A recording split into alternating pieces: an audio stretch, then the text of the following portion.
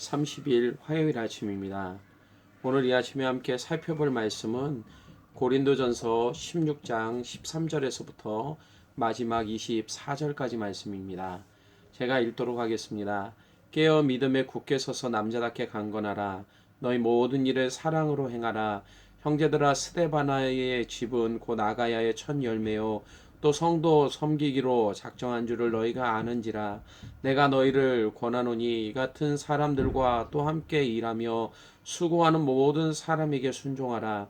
내가 스데바나와 부드나도와 아가이고가 온 것을 기뻐하노니 그들이 너희의 부족한 것을 채웠습니다. 그들이 나와 너희 마음을 시원하게 하였으니 그러므로 너희는 이런 사람들을 알아주라. 아시아의 교회들이 너희에게 무난하고 아굴라와 브리스가와 그 집에 있는 교회가 주 안에서 너희에게 간절히 무난하고 모든 형제도 너희에게 무난하니 너희는 거룩하게 입맞춤으로 서로 무난하라.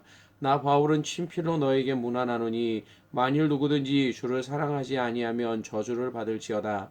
우리 주여 오시옵소서. 주 예수 그리스도의 은혜가 너희와 함께하고 나의 사랑이 그리스도 예수 안에서 너희 무리와 함께 할지어다. 아멘. 바울은 지금까지 자신을 도왔던 사람들에게 문안 인사를 하면서 고린도 교회 성도들에게 보낸 편지를 마무리하고 있습니다.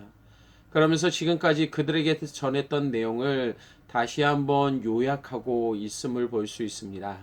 13절에서 14절 말씀을 보면 깨어 믿음에 굳게 서서 남자답게 강건하라. 너희 모든 일을 사랑으로 행하라 라고 바울은 말합니다. 바울은 먼저 깨어 있으라 라고 당부합니다. 지금까지 고린도 교회 성도들이 보여줬던 모습에서 우리는 영적으로 깨어 있는 것이 얼마나 중요한 것인지를 다시 생각해 볼 수 있습니다. 물론 성도 안에 의견과 견해의 차이가 존재할 수 있습니다. 하지만 고린도 교회 성도들 안에 나타난 분쟁과 다툼은 단순히 견해 차이 때문이 아니었습니다. 그들 안에 있는 영적인 교만함 때문이었습니다.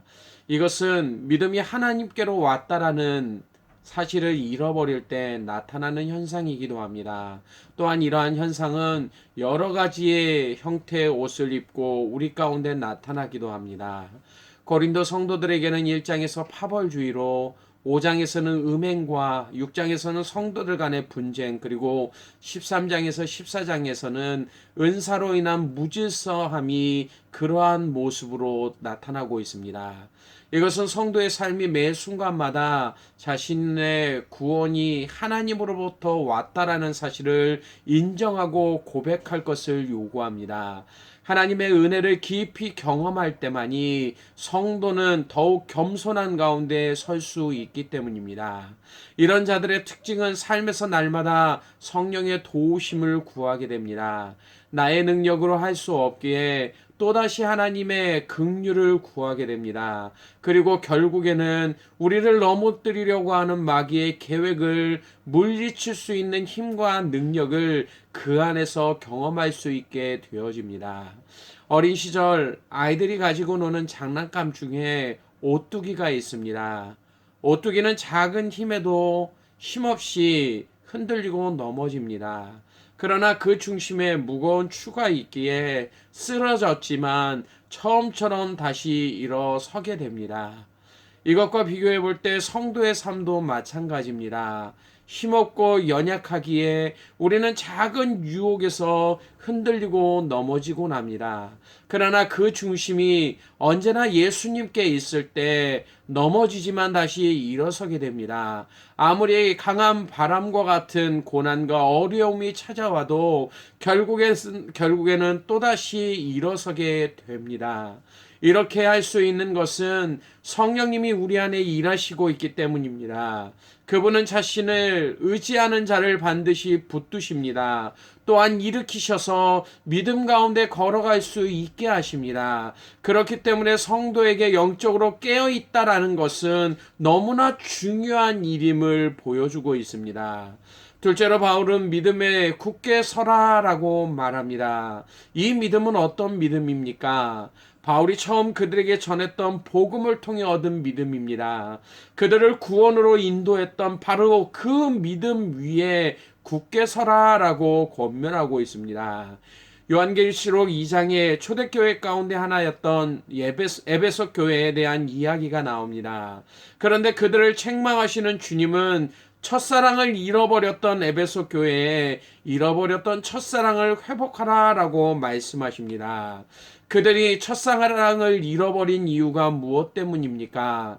그들 안에 변화가 생겼기 때문입니다. 어떠한 변화요? 하나님을 향한 그들의 마음에 대한 변화였습니다.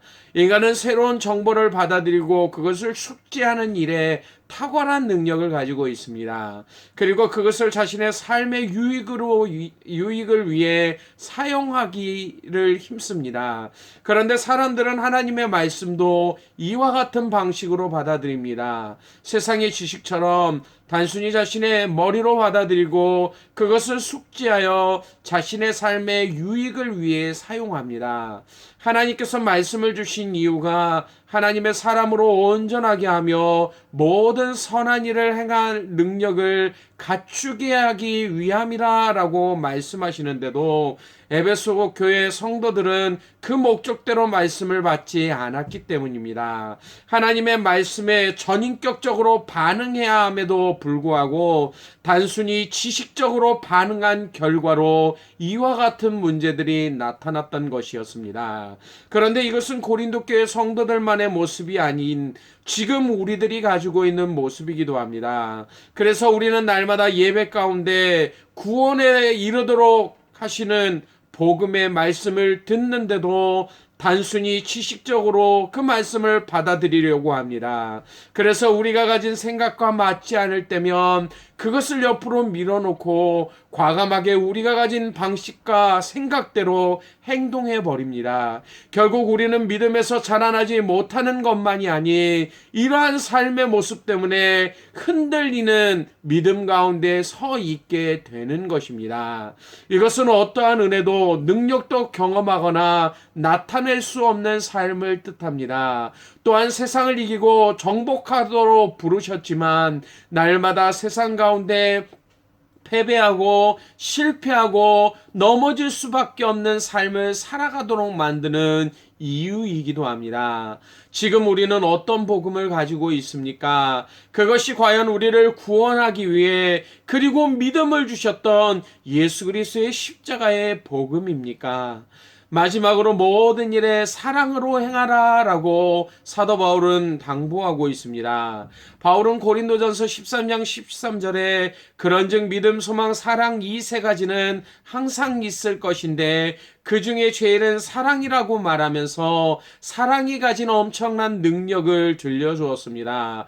또한 은사를 사용하는데 사랑이 없다라면 아무런 소용이 없음을 바울은 강력하게 말했습니다. 그런데 바울은 성도가 사랑을 행하는 일에 있어서 오늘 본문에서는 그 범위를 정하고 있습니다. 바로 너희 모든 일이라고 하는 범위입니다.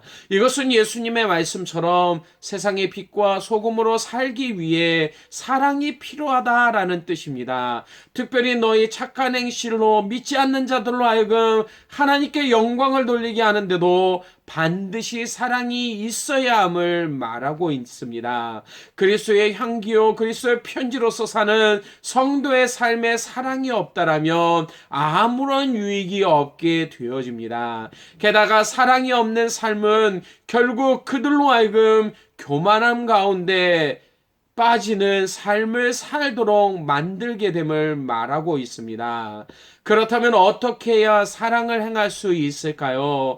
그것도 모든 일에 있어서 말입니다. 이렇게 행하기 위해서는 무엇보다도 자신을 부인하는 삶이 필요합니다. 우리의 마음은 언제나 다른 사람보다 나를 더 사랑하도록 되어 있기 때문입니다. 다른 사람에게는 인색해도 언제나 나에게는 풍부한 배려를 베풀려고 하는 것이 우리들이 갖고 있는 모습입니다. 이런 우리들은 누구도 사랑할 수 없습니다. 다른 사람들을 사랑하려고 할 때 그것을 막는 장애물이 언제나 나 자신이 되어지기 때문입니다.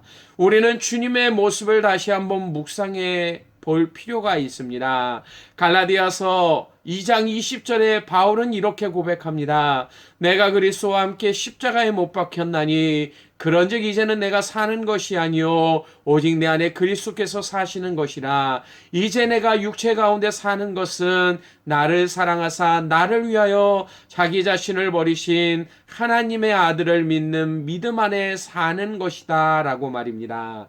나를 위해 자신의 목숨을 내어주신 예수님의 사랑을 알 때만이 우리는 모든 일에서 사랑을 행할 수 있게 되어집니다. 그리고 이러한 삶만이 오직 예수 그리스도를 드러낼 수 있는 삶이 되어집니다. 사랑하는 성도 여러분, 오늘 바울이 우리에게 말한 것처럼 영적으로 깨어있는 삶이 우리 가운데 있기를 소원합니다. 또한 믿음에 굳게 서서 날마다 모든 일에 사랑을 행할 수 있는 그러한 믿음의 성도들이 되시길 바랍니다. 이럴 때만이 우리는 믿음 가운데 전진할 수 있습니다. 이럴 때만이 믿음의 경주 가운데서 우리는 넘어지지 않고 승리할 수 있습니다. 또한 이러한 삶을 살아갈 때 그 안에서 하나님이 영광을 받으시게 되어집니다. 오늘 하루도 나를 구원하신 하나님께 온 마음을 쏟음으로 말미암아